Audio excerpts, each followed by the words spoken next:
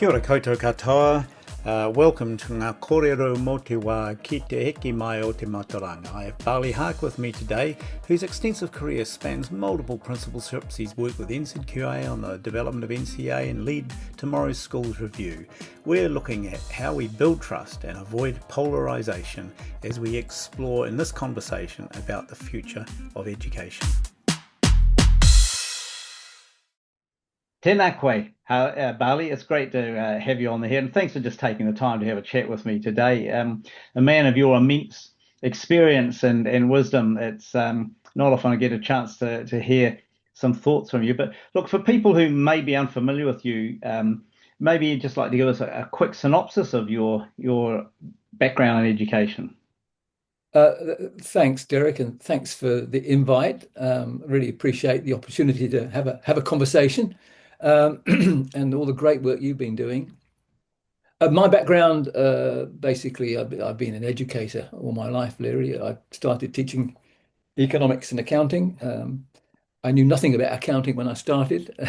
So that was part of the course in those days. And really through that, usual track, head of department, deputy principal at Spotswood College. Then I did 3 principalships at Tamati High School, Hawke's Bay, Rosehill College, Papakura, Pakuranga College, Auckland, and then on to NZQA, where I had tense times for, I think it must have been 5 or 6 years, working with, as Deputy Chief Executive, working with Karen Patasi, who was wonderful, who got on things. And then really with responsibility for NCA and the development of NCA in conjunction with the ministry, such as it was in those days, and then on to 3 years of work in Cook Islands, Rarotonga at the National College as principal there, and then came back and was asked by Chris Hipkins to lead the task force around the review of tomorrow's schools, which took a couple of years, and the rest is history. Yeah, as they say. I came back, I actually got elected as a local government New Plymouth District Councillor, just done 3 terms there, which was a new career altogether, which was fun. We could talk about that sometime, but not yeah, now. that would be a good one. It's diversity. I'd like to pick up on your time with NZQA, really, because I've been doing a bit of thinking and reading in the background, and the conversations that are going on at the moment about NCEA, which you were deeply involved with, kind of dominating a lot of thoughts. And from my perspective, when I'm thinking about the future of education, that whole area of how we measure success, what our measures of success, and therefore what our assessment process might be. And for a while, New Zealand had an outstanding reputation in terms of the track we were going down. I'd be curious to hear your thought about how NCA in its concept, the conceptual idea about NCA was driving us towards, a future-focused view of education, and perhaps, why we're where we are now. Yeah. I mean, it's fascinating, isn't it? The wheel goes round, the pendulum swings, and we're in the middle of a swing back, I think. But yeah, the original, when people were talking about NCA, originally, you may not remember, but the concept was a national framework which was based on unit standards, all competency based, and no distinction made between vocational, so-called, and curriculum academic, so-called. And the vision was that schools and tertiary institutions would build appropriate programs. There would be trust in schools, and we would have a record of learning, which would then demonstrate to employers and whoever, what had been learned and achieved. So that was the concept, and that flexibility was key to that, because we had come out of a system where the school certificate, university bursaries was under intense criticism for the gatekeeping it did and the fact that it left half the population often out. So we're going to remember those times to see where NCA sort of kicked in. So I think that's the concept was great. I think I'm always that whole business about implementation. I think we underestimate implementation issues. So we know that didn't go well. but fundamentally, I think, the two things come out in in my thinking about the development of NCA was one, that the tension between the ministry and NZQA and the failure to have a coherent connection between curriculum and assessment, which drove so many problems, I think. I can talk about the literacy one later, which is an Yeah, interesting. And the other one, I think, is this constant tension we have between the so-called vocational pathway and the academic curriculum pathway. And that parity of esteem um, issue, which I think has been a real problem for many years. And I think, in a way, an igniter for the current drive to do away with NCA because people can't cope with that sort of yeah. spread. So that's sort of a brief observation in terms of what happened. It's some really that's fascinating. My daughters, my eldest daughters, were at school at the time that NCA was introduced, and I must say, I saw in them and for them, because they were quite independent thinkers, I suppose, they Yeah, flourished. They loved the opportunity to be able to not just sort of engage in different ways and have their learning recognized in different ways, but actually, what I think what they really enjoyed, particularly my second eldest daughter, she loved the fact that there was transparency in what was being assessed, and she could take responsibility for seeing how she was progressing and set her own goals around that merit and absolutely, excellence, you know. absolutely. Yeah, But I think picking up on part of what you were saying there, that idea of where we're at now, that idea of the assessment, in a sense, driving what we do in education, and the point you made about vocational stuff. I mean, I've got a little slide that I've used for years in my presentations around, the origins of schooling being preparing you for a job. If you work hard at school, then you'll get a job and you'll be secure. And I guess for me, that's always been an implicit and not always explicitly recognized driver. We send our kids to school so they'll get well educated and have a job. Seems to me that the world is so incredibly different and Mm, dynamically changing now that having that certainty about what that will be no longer exists. So yeah, when we're thinking about the future, NCA preparing for that must have been a strong driver at the stage that you were involved, that you're creating a much more flexible, open system that not only prepared people for the things we could see in the future, but the things that we couldn't see as well. Yeah. yeah, yeah. I think that's right. I mean, the vocational stuff. It's interesting, isn't it? That it is how it is. It's how you learn, in a sense. And I think one of the things about the vocational pathways and the parity of esteem idea was that it was perfectly reasonable to go down a pathway where you do you do a vocational based course, but come out of it with a record of learning which is as valuable as somebody doing the traditional curriculum based subjects. And I think that's important because it's the how you learn bit that I think Yeah. we get into trouble with, that Yeah. we assume that all our children are going to learn better sitting in classrooms doing traditional subjects, rather than there are various ways uh, uh, of including children in their education, and we've failed miserably over the years to do that well.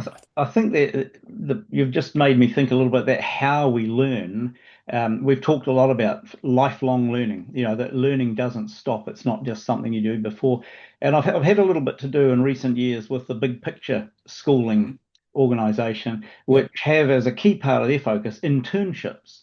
yeah, And often people flick back and they'll think, well, an internship's just sort of like work experience, workplace. But actually, these young people who go on these internships within the big picture framework are having experiences that are learning experiences in different sorts of vocational areas. But an interesting thing that I pick up as I've talked to some of these young people and talked in the workplaces as well is, of course, they're not just experiencing something I guess let's take for an example hairdressing. I go and learn, here's the Yeah, techniques becoming a hairdresser. yeah, But actually, when you get in there, you find that those people are actually learning all the time. There are new products, new services, new health issues, new things. So learning is actually an integral part of their job. And that issue about how we learn becomes fundamentally important to how we take our place in the modern workforce. absolutely. I mean, outdoor education. I mean, if you put it right into the debate about outdoor education is a really good exemplar, I think, of the problem that we have. That, in the end, people thought outdoor education. Oh, well, who cares? It's basically a bit of camping and this. But actually, when you unpeel it, it's so many people have come out and said that. I mean, I didn't end up an outdoor education career, but boy, that provided me with a whole pile of learning, which I've treasured all my life. Yeah, yeah. Well, Yeah, you're talking to an ex-outward bounder there and you go. outdoor education instructor, and I strongly believe that. You're right, because there aren't hundreds and hundreds of careers in outdoor ed, but it's those issues of facing challenge, being impelled into experience, to use the outward bound uh, Yeah, motto. They stand you in good stead, don't they? they do. And prepare you for that. I think one of the things that for me is really important in this is that um, I guess the external assessments. You talked before about the pressure to do away with NCEA. We've been under pressure for some years with some Yeah, of these, global measurements. That it's easy for parents, educators, and our politicians, of course, to pick on them. Um, where do you see some of the big pressures here that we need to be thinking differently about? Because it's easy to be knee jerk, isn't it? We see literacy rates falling. Oh, okay, so let's put something in place. But it's more complex than that, surely. yeah, isn't it? I mean, you know this is Derek, but it was funny. I was thinking about just talking with you, and I was thinking, oh gosh, what do I know? And it struck me that we do complicate our lives, don't we, in the Mm. education system? And I flick back to this notion of it was called constructivism in my day. Yep. And then it turned into co-constructivism, which is, I mean, basically, as I understand it, it was actually if you're a teacher, then you start with where the child is at, and you build from there, right? So it seems to me that whole conversation about a one size fits all, which is where we're going in terms of this is what you need to learn, this is where you need to learn it by, this is almost how you're going to learn it, flies in the face of what we know about good teaching and learning. And that's the thing that's really annoying me about what's going on at the moment, that it is the easy fix, as you say, that it's the populist notion to I and I've got to say that I'm full of admiration for the ministry in many ways. I disagree with so much of what she's doing, but what she's picked a simple idea and she has put together in the system, right from the ministry through ERO, through the teaching council, she's lined up all the ducks to fulfill those narrow aims. And I think that's probably, you know, it, I hate to see it happen, but it's very powerful. Yeah. And it's something I think that is much more difficult to achieve when you actually understand the complexities of teaching and learning, because it's not that easy to line everything up. And that's where the problem, I think, lies. That, Yeah. yeah, Do you think that's perhaps a consequence, an unintended consequence of the Tomorrow Schools regime, where we gave much greater autonomy to schools, but it's kind of instead of necessarily empowering them to see themselves as part of the system and kind of how they might work with each yeah, other, they've become intensely isolated to an extent. yeah, yeah, Yeah, yeah. I think that's yes. The 2,500 islands, autonomy, that whole concept of subsidiarity. I think we've been toying with for a long time in terms of where the decision-making power lies. And, in '89, we decided that it should be with boards of trustees, and we would make those decisions as close to schools and kids as possible. And we know the result of that is those connections that that we talked about and Kathy Wiley talks about, which in our reports, they get shredded in that Yeah, process. yeah.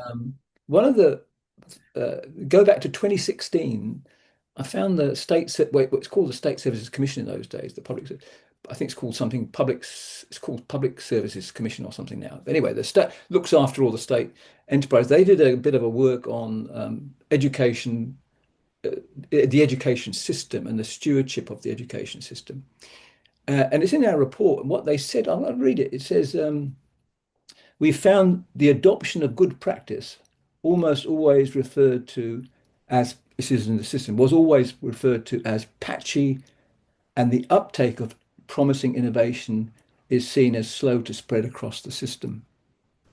And that's the autonomy of schools, where Mm, we leave schools to do their thing, and we end up system wide not having the connections to actually make those improvements spread through. So I always get slightly annoyed when you get a report in the paper saying such and such principal has turned around such and such a school, because almost inevitably, over a period of time, that peters out and the system just carries on. So I yeah. think that tomorrow, what we were trying to do with the Tomorrow Schools report is to connect up the system. And we can go into that in some more detail later. Yeah, yeah, that's definitely where I'd like to go. But I'm focused a little bit on what you're talking about, the minister, and your view of her providing, a clear focus. And I guess one of the things that's been talked about for some time now is, the need for strong and decisive leadership Yeah, within our education system. It's been a criticism for some time. And the other thing is, I guess, the thing that this particular minister has focused on, picking on numeracy and literacy, for example, no one's going to argue that those are still and remain fundamental to our way of working and the preparation for students going into the future. I guess I'd be interested in your thoughts about then, so what are we doing that in terms of the current approach to that, what are we doing that could be done differently or needs to be done differently? Because it seems that we're getting a very polarized kind of opinion out there at the moment, eh? yeah, yeah, we are. Yeah. You mean on the literacy and numeracy in particular, or Yeah, yeah, but that yeah, in particular. yeah. I, it's interesting. The history of this is interesting, and I refer to the MOE NZQA stuff around literacy. If I could go back a bit, one of the interesting things about the literacy requirements around NCA, just go back to that for a moment, was that when we were reviewing the NCA, we thought that the one way of doing the or doing the uh, checking on literacy and numeracy for NCA was not to have a test Hmm. or a online list, but actually through the ability of students to get an achievement standard or several achievement standards, which were literacy rich or numeracy rich. And the idea was that we would select a range of standards, a limited range of standards, where it might be geography or it might be history or it might be outdoor education, which would enable the student to demonstrate they have literacy or Yeah, numeracy. And at NZQA, we said, well, let's just understand and let's select us. We thought 6, 10 standards, which, if a student achieved, would demonstrate their literacy skills. That's where we wanted to go. And and what happened was the ministry then picked that up, and instead of 6 or 10, it turned into almost hundreds of yeah, yeah. standards, I remember. which torpedoed the whole idea. So Yeah, what I'm trying to say is that if it seems to me, if we're interested in literacy and numeracy, we should be looking at the outcomes across the curriculum, so students are able to demonstrate those rather than putting through a testing regime, which is really what we're at the moment. So from my perspective, what we were looking for is that focus on literacy and numeracy, as we know, will end up excluding other stuff. It will narrow the curriculum. And I suspect now what we're going to get is an industry of people providing resources and support for literacy and numeracy, and it's going to turn into this big big machine, and then in time we will come back to it and say, well, that's not working, and we'll find something new. And I think that's the problem. We're always looking for new toys Yeah. rather than looking at the expanse of what we're trying to achieve in our curriculum, and finding really good ways to assess it. I don't know if that makes sense, but that's where I'm. Oh, no, it does. And I guess what's resonating for me is back to something you said earlier about the constructivism um, Yeah. regime that you recall. And certainly that when I trained, John Dewey's constructivist approach was quite strongly influential in the way that I thought about becoming a teacher.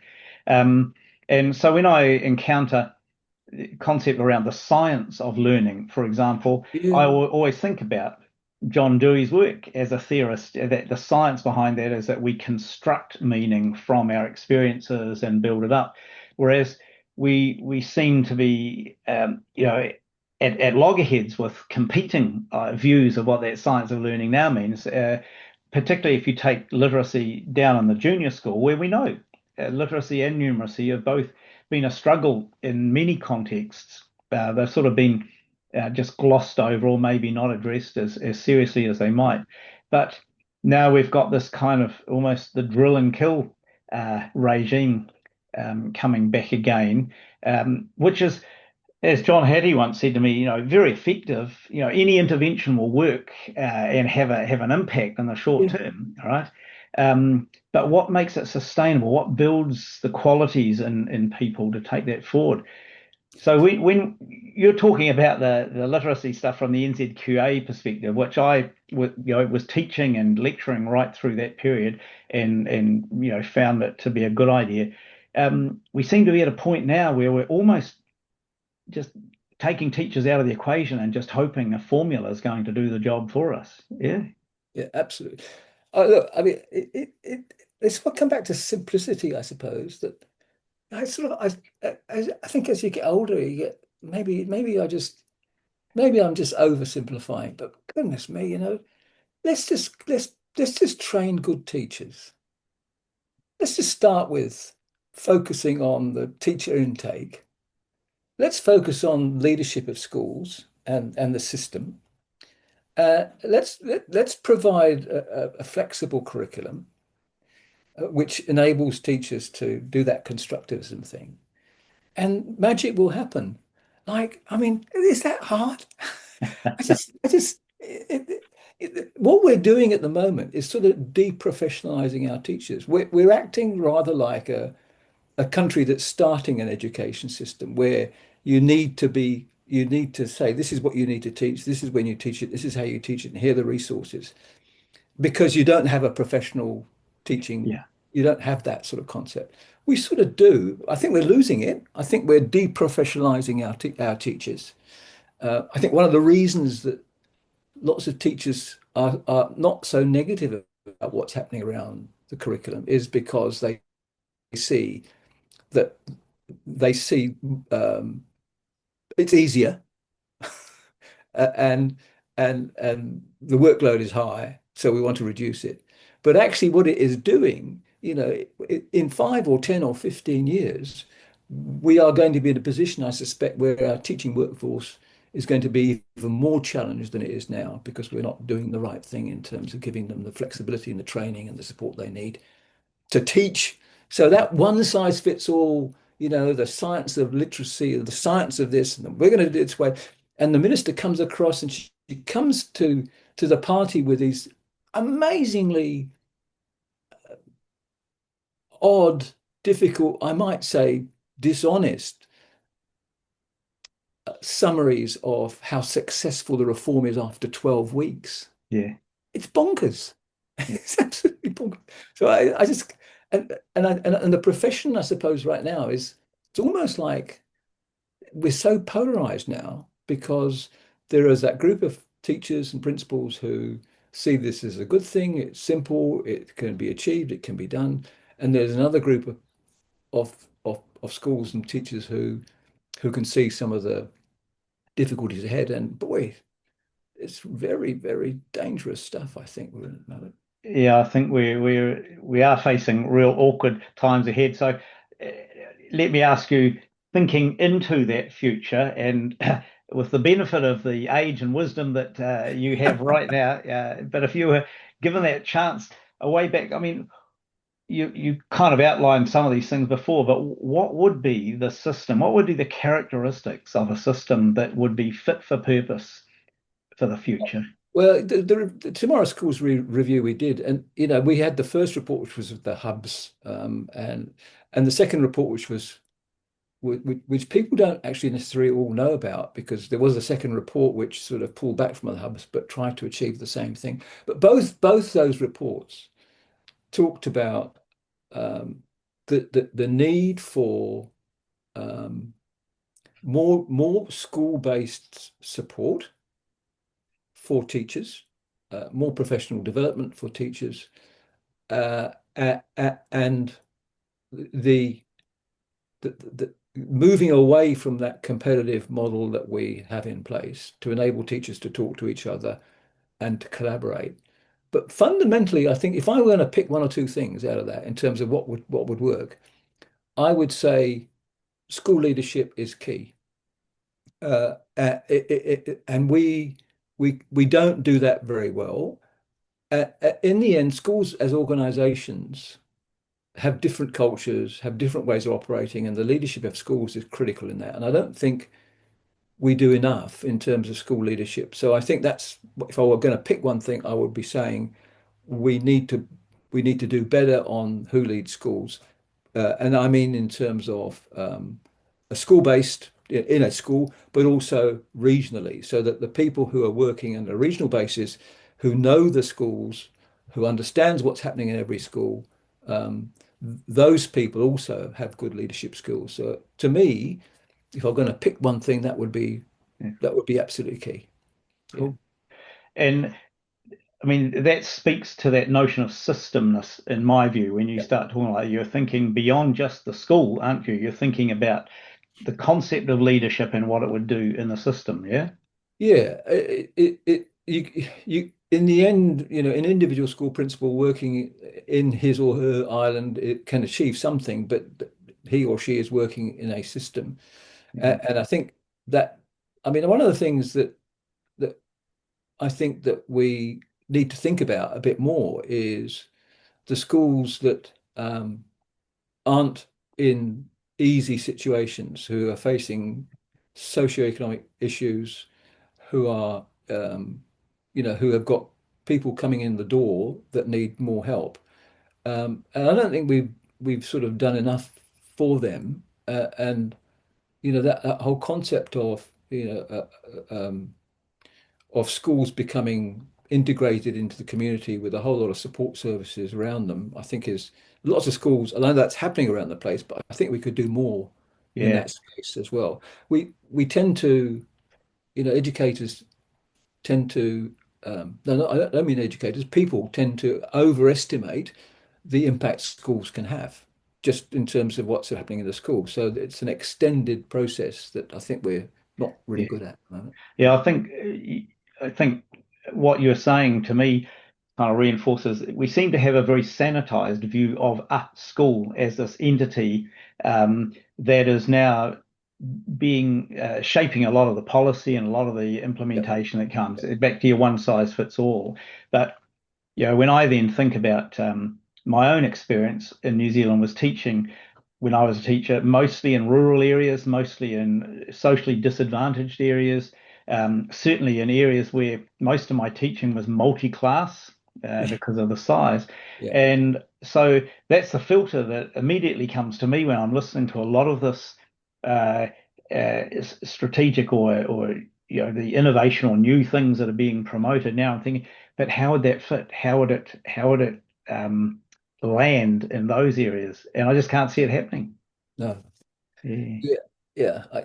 That trust, trust in the system is it, that this, we can't see stuff happening because if unless we can move to a system where schools, teachers, leaders trust the system, the ministry, the NZQA, we're going to keep going into this sort of space. And I suppose I mean, just moving aside a bit, but back to the NCA stuff, that one of that polarizing thing that really hit me was the what were called high decile schools and what were called low decile schools. There is that because of that autonomy schools have, um, you get this battle going on in the policy space. One of the things that I noticed in the Tomorrow Schools review was that generally speaking, averages, the higher decile schools had much more clout and influence than the lower decile schools and influenced the politicians massively. Um, and I think it comes back to your concept of systemness, that the high decile schools are looking after themselves, and they tend to have the influence. And the result is we get this polarization occurring. And I mean, uh, just an example, one of the things that the minister has said about NCA is that grade inflation is a problem, that people are giving higher grades than they should, without any evidence, I might add. Um, but when you look at the analysis, which schools which schools are doing the most in terms of grade inflation? But and this is a fact, it will be those schools which are the higher decile schools. So the higher decile schools are the ones that are responsible for this so-called grade inflation, which there is no evidence of in terms of the efficacy of it. But those high decile schools are the ones that are giving grades, the number of excellences is increasing. And those are the very schools that are complaining about grade inflation. So when you start pulling back on that, the schools that are going to suffer most are going to be the ones that are so-called low decile schools. So you have a system which is actually perpetuating the polarization, and that to me is a huge issue, which we can't solve if we still allow principals to look after their school Yeah. rather than think about system as a whole. I remember vividly in that Tomorrow Schools review where we were up in Auckland and the Auckland principals weren't very happy with us. And one principal got up and said, this is around our proposals for the hubs. One school principal got up and said, well, okay, what will I have to give up if this is implemented? And I thought that sort of encapsulated the whole problem. Yeah. So look, this is a fascinating conversation, Bali, and we're nearing the end of time. But I Yeah, want to put you on the spot with a perhaps a question, because one of the things I've noticed is our current government, our current minister, have been quite rampant leading up to Christmas with messages about the success they're having, and a lot of those are targeted at parents. They're targeting to persuade parents that they're doing a good job and that this is doing, and it's having quite a significant impact, I would have to observe. I agree. So putting you on the spot, what would be your message to parents that are out there wondering right now about the future of our education system and what it holds, and what they should be concerned about for their students, their kids Yeah. at school? I think the message I would want to give is, and I think lots of parents are onto this actually, is that it is much more complicated than it sounds. And beware of um, data which is problematic at best. So look for more evidence in terms of what's going to happen and what the minister is wanting to achieve. Um, and I think the other comment I would make is the danger of, and I think there is a danger of this, of the bubble that that some parent that the minister is winning the argument with the parents. I'm not saying that's not the case in some cases. Clearly, she has hit a spot which has been a problem in the view of some Yeah, people for some time. But actually, my thinking, my experiences, many parents send their kids to school and they are happy with what the school is doing. They feel the school is doing a good job, their kids are looked after. It's not all bad. It's not like a catastrophe. We've got, there's work to do. There's polarization. There are issues around the how we deal with the education gap. We are, but fundamentally, you know, uh, let's that there is, given that there is plenty of space for improvement, it seems to me that our schools still are doing generally a good job, and many parents think that. Yeah. So Well, that's a positive place to yeah, end, and it yeah, reinforces, doesn't it? One of the really positive things about the Tomorrow's Schools kind of philosophy was to encourage much more whānau parent community engagement in and with schools. And by and large, we've seen a huge increase in that over that period of time, yeah. and we just want to encourage it, right? Encourage it to continue. Bali, it's been great just to have this conversation. There'll be plenty more I'm sure we could talk about on another occasion. Perhaps we'll do that. But Thank you, Derek. Yeah, in the meantime, thanks good to very much. talk. See you later. Bye.